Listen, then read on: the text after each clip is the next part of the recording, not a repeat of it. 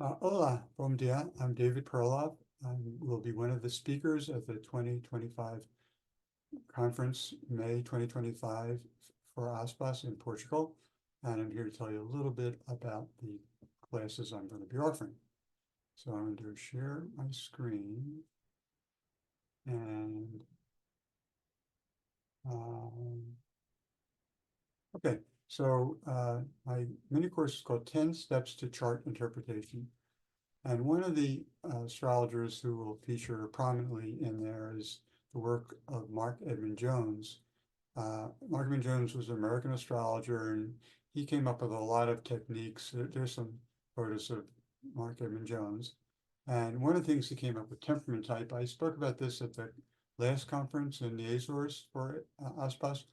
And this will be included in this talk, of course, not in as much depth as the other one, but we'll cover all the temperament types. Here they are.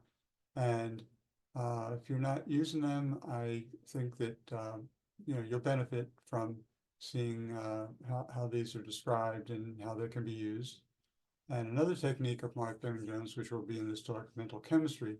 Back in 2017, I spoke about mental chemistry for the ASPAS conference. And mental chemistry has to do with how people pick up and process information. And it's based on the speed of the moon and Mercury's position relative to the sun. I'll explain that. It's easy to get, but very useful. Another thing we're going to talk about, and another astrologer, is Dane Rudhyar. Dane Rudhyar wrote a book, The Lunation Cycle. There's a photo of Dane Rudhyar. And lunation cycle, the 8 lunar phases. We'll cover all of those briefly, and I think it's another thing that's definitely worth considering when doing a chart interpretation.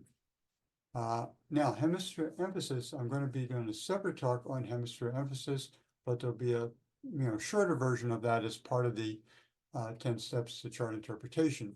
And that has to do with if you have a lot of planets in the chart on the eastern hemisphere, on the left side of the chart, or the western hemisphere, also the southern hemisphere, the top side of the chart, or northern hemisphere, the bottom side of the chart. Each of those have different meanings, and we'll be talking about that, as well as a number of other steps for chart interpretation. So this is the lineup. This is from the ASPAS Facebook page about the conference. A lot of great speakers, and I hope I will see you there. So I will say adios and hope to see you in May.